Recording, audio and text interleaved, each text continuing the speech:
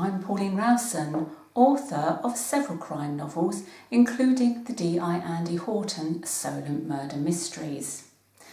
The Thorney Island Murders is number 12 in the Inspector Andy Horton Solent Murder Mystery series.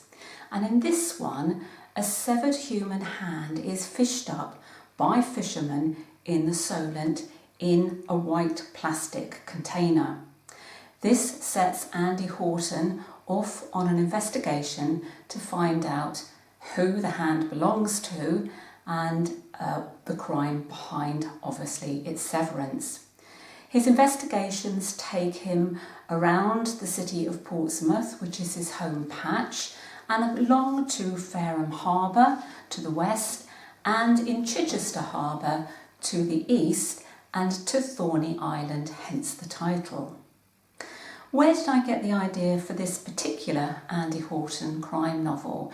Well, ideas come to me from many different sources, including overheard conversations, maybe a news item, and certainly locations. I'm often inspired by locations, and as all my crime novels are set against the backdrop of the sea, there's always something going on around the coast, a boatyard, a bay, a cove, somewhere to set a body. So how did I go about creating the plot for the Thorney Island Murders? Well, what I usually do is I put the idea or the victim into a circle, and then from that circle I throw out a number of questions.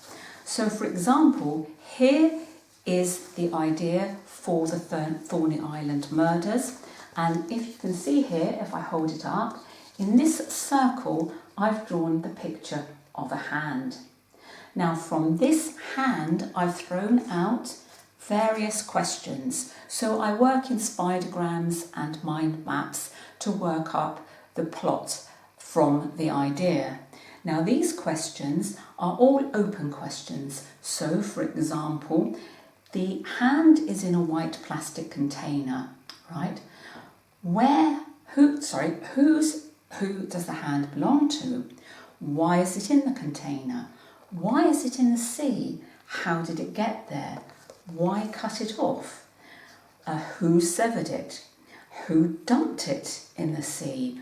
Was the victim alive or dead when it was severed?